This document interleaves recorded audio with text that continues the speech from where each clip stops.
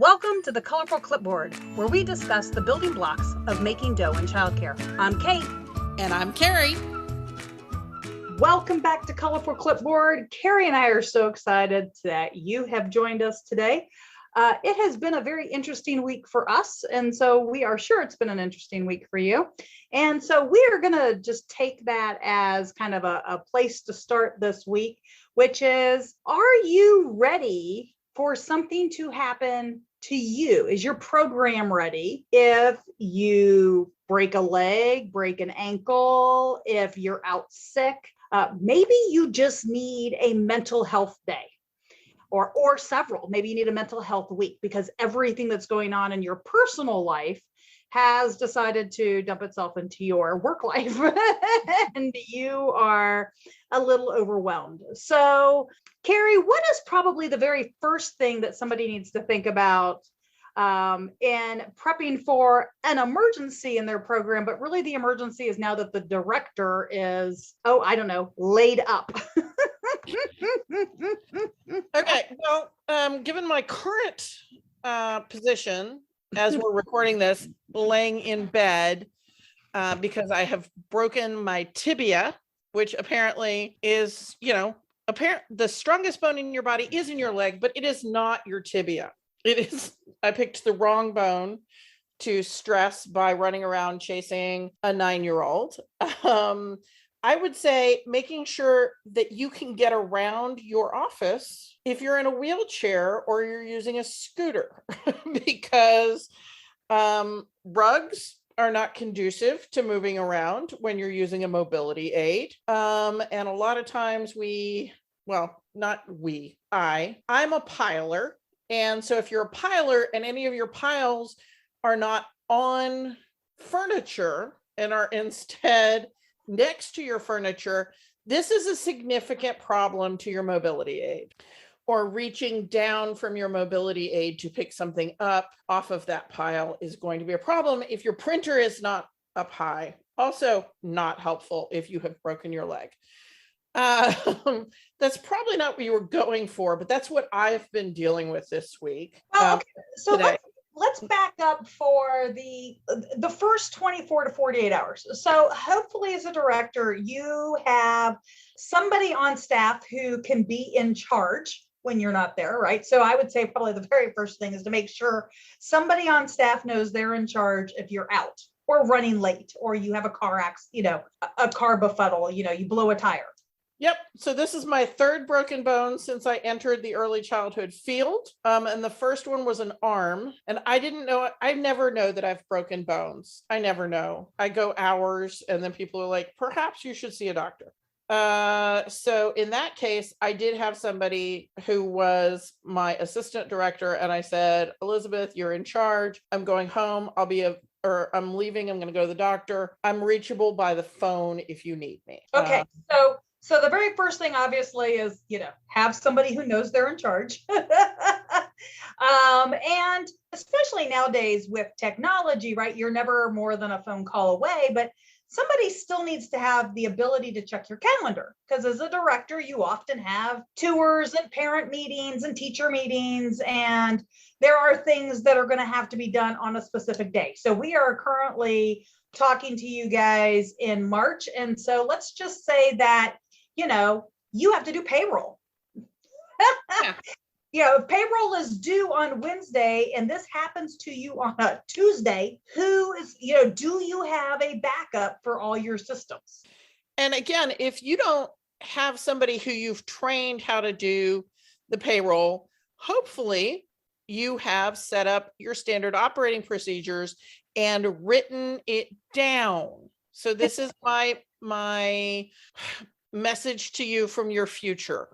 Please do a Loom video of how to process payroll. Loom is free. You can do up to an 8-minute video for free and download it and save it as a file in your computer and have it labeled exactly what it is. Loom to do payroll. Don't call it like chicken feet. Don't call it something weird, because you're going to have to be able to tell somebody else how to do that. And it could be your spouse. It could be your assistant director. It could be your accountant. I don't care, but you need to have an SOP for how to do payroll. You need to have an SOP for how to fight an unemployment claim. You need to have an SOP for those things that are usually absolutely your job. But if you are laying in bed, elevating your foot 2 feet, it is really difficult to do payroll, even though you technically could. I just tried to type the word Texas, and apparently there's a C in it when you try to type it off of your chest. And if I was trying to do payroll for a staff of 40, I would be one of the most frustrated people on earth today. Well, especially because you're taking pain meds, so we'd have to be really careful about any numbers you were putting into a computer on a day after pain pills. So okay, so we've talked a little about, Carrie stressed the importance of having standard operating procedures. Nobody ever plans for an emergency, right? So nobody puts on their calendar, today's the day I'm going to break my leg. Today's the day I'm going to have a collapsed lung. Today's the day I'm going to blow a tire out. Like, this is never something that ends up on your schedule. So it's always going to be something that probably takes you by surprise. So if we can get nothing through to you out of the next 20 additional minutes, please, please, please, today, create your standard operating procedures for business management. Put them in a folder, print them if you have to, so you can put them in a 3-ring binder. You can put them on a folder on the desktop of your computer, assuming that somebody knows the password to get onto your computer.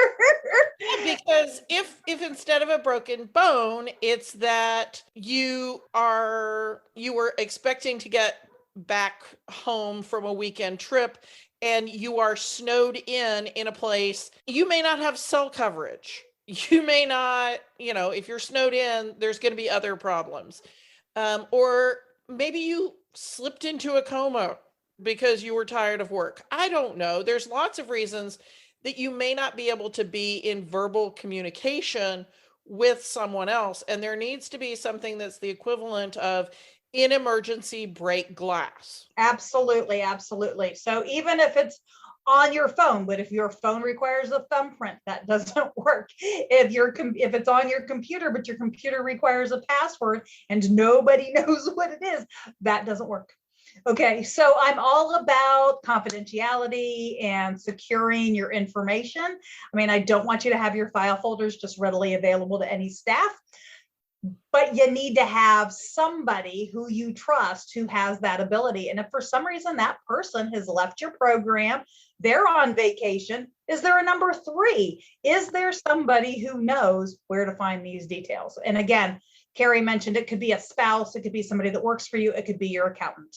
If you don't have somebody and you're looking for recommendations, reach out to us. Send us an email, hello@colorfulclipboard.com, or Kate or Carrie at texasdirector.org. We'd be happy to give you some suggestions of the types of businesses that might work for that function for you. Okay, so we've made it past the first 24 hours. Now we have a director on bed rest, whether it's because of a broken leg or children, or, they're stuck. Testing positive for COVID. That happened to Corey. Yep, that definitely happened to, probably a lot of the directors who listen to us. And so, flu season is, it's always flu season, but you do have, we're in Texas. So those of you who are listening to us from another state or country, you may have different seasonal allergies. Again, you never know, right? That's what makes this an emergency. They're not on your schedule. So you've gotten through the first 24 hours, Carrie. You've talked about creating some basic SOPs. What might be something that, as a director, you at least need to think through and preferably write down the process if something is 1 week to maybe longer? I mean, how do directors prepare for that? The more substantial your SOPs are, the better, right? But also, what is the ideal week for somebody who is stepping into that role? For me, tours were done on Tuesdays and Thursdays. There was a 10 o'clock tour and a 2 o'clock tour. And I only did tours at 4 times a week. That was an ideal week at my center for a director, whether they were me or whether they were one of my assistant, one of my site directors.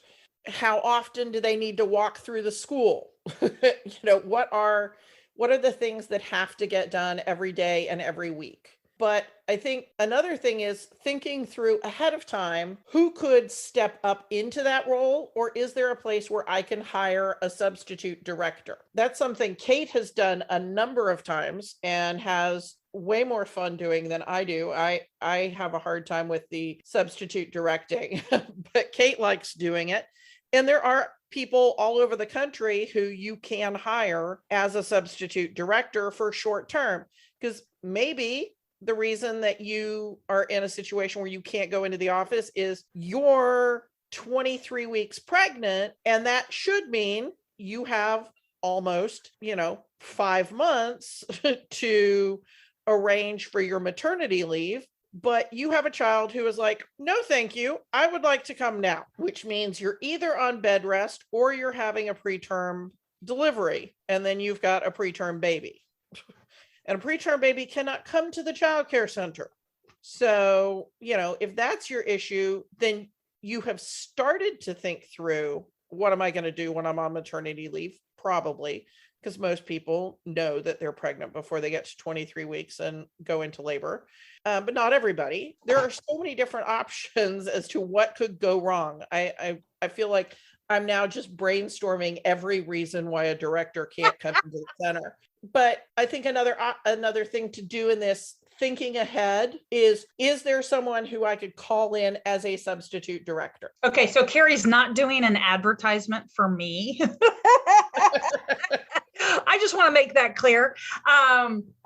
But it is important to know, if you haven't already trained an assistant director or backup director for your program, have them come through the Texas Director Program. Figure out, do you have anybody on staff? Even if for some reason they don't meet all of the qualifications, maybe they're not 21, maybe they haven't been in childcare for 2 years, but you trust them with everything, have them go through a course, if nothing else, so they are prepared.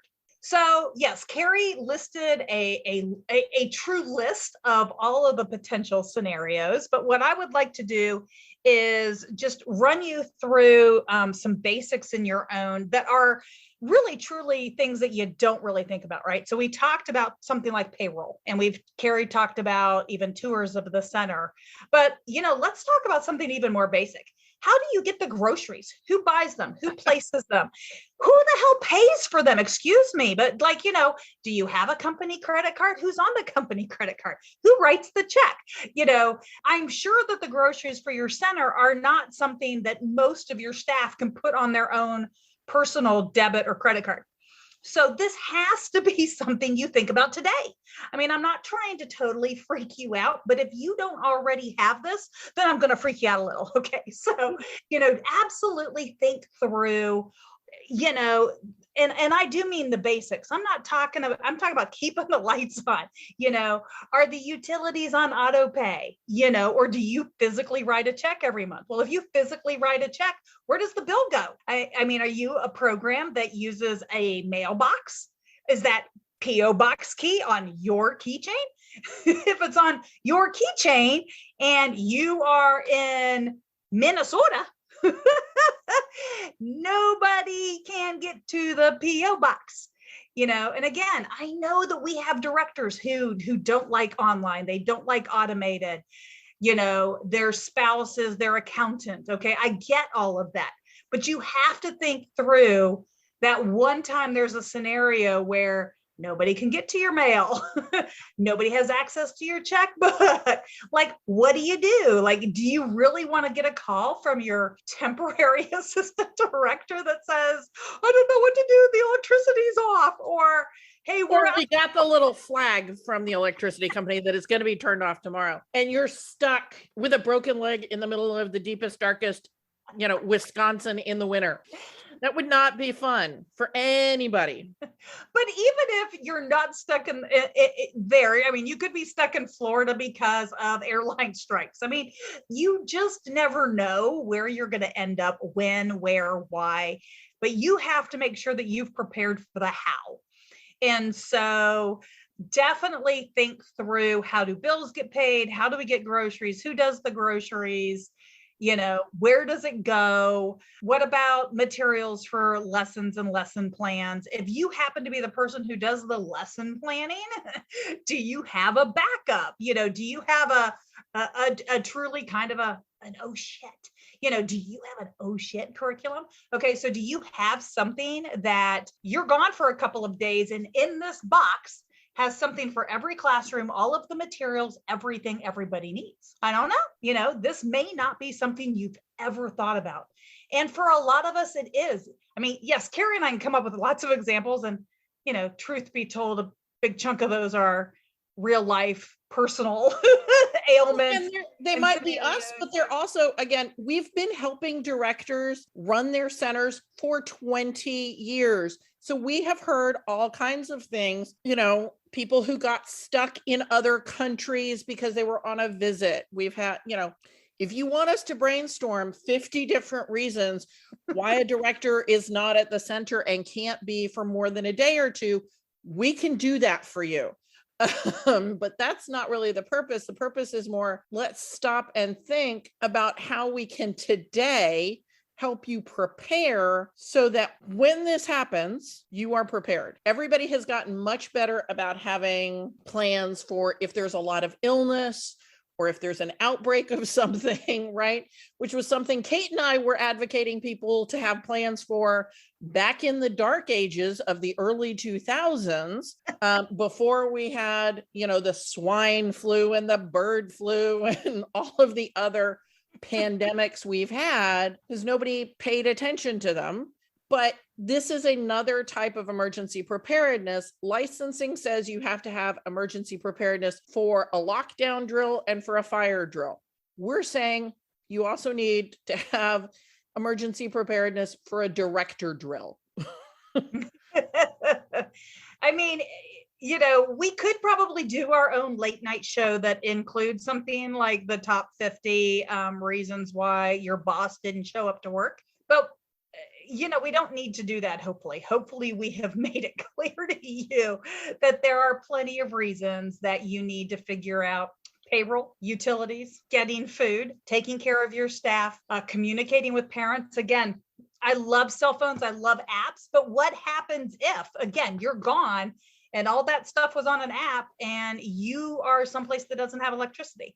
Or, your phone died, it fell in the ocean, it fell off a cliff, But also, we talked recently about the need to get it right and the need to not have complete control over everything. If you are a director who is currently approving every posting that your teachers make in the parent communication app, this is a time for you to stop and think, do you really need to have that level of control? I know centers that do this. Is this a good thing in all situations? What are you worried about? Yes, some of your staff need more training to be professional in their communication on the app. Wouldn't it be better to teach them to tie their shoes instead of tying their shoes until they go to college? Teach them how to communicate professionally on the app as opposed to rewriting all of their postings on the app for the next 5 years or until you too break your leg.